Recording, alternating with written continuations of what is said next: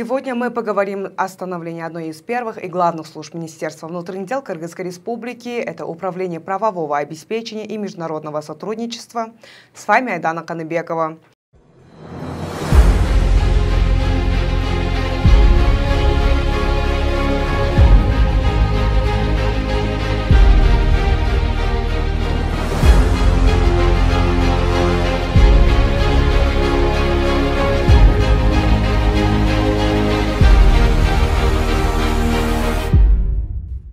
В студии основатель управления, экс-заместитель министра внутренних дел Кыргызской Республики, полковник милиции в отставке Салдашенко Николай Алексеевич и начальник управления правового обеспечения полковник милиции Салиев Кадырбек Суеркулович. Николай Алексеевич, что послужило толчком для создания юридического подразделения, в каких целях она была разработана?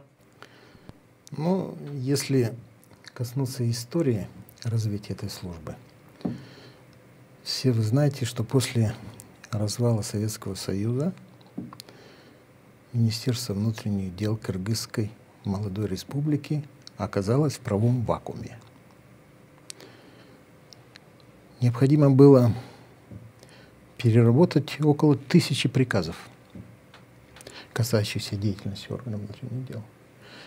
Помимо этих приказов, постановлений правительства, которые регламентировали деятельность органов внутренних дел Кыргызской Республики.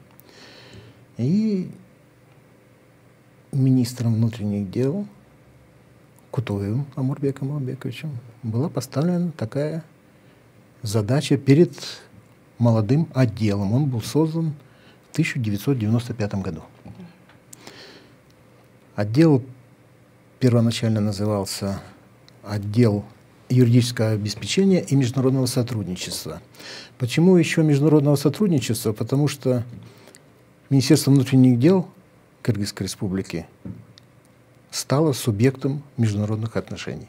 Раньше этого не было. И нужно было восстанавливать связи с нашими зарубежными коллегами, с международными организациями, с дипломатическим корпусом. И вот так получилось, что вот эти два крыла были соединены в один отдел, и он приступил к работе. Ну, прежде всего, конечно, это кадровый состав. Нужно было подобрать работников, ведь правовая деятельность – это очень тонкая и мучительная работа. Это нужно перелопатить горы юридической литературы, найти какие-то стыковочные моменты, найти противоречия в других правительственных и другой нормативной базе, устранить их. И вот это усидчивые, терпеливые люди, которые, ну, мы их как-то так селекционировали и находили в системе. И я считаю, что мы добились своего результата, потому что мы сумели эту базу перевести полностью под юрисдикцию нашей молодой республики и получили искомый результат хороший. И какие проблемы были уже решены с ваших времен и до вашего времени, да, получается, сейчас?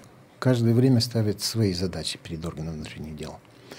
И сейчас сказать, что нужно вот делать вот это, очень трудно. Нужно вникнуть в действующую ситуацию, чтобы понять, какие проблемные вопросы стоят. Единственное, что можно пожелать, ну, конечно, терпеливости. Терпеливости в работе, глубже вникать в суть вещей. Ну, я вот знаю, что есть судебные иски к Министерству внутренних дел. Надо как-то более ответственно относиться и соблюдать, конечно, законодательство текущее. Это должно происходить на всех уровнях. Тогда будет работать легче в системе МВД. Я вам ранее говорил, вот я молодой офицер был, я работал в центральном аппарате. Я помню, вы постоянно с министром ходили.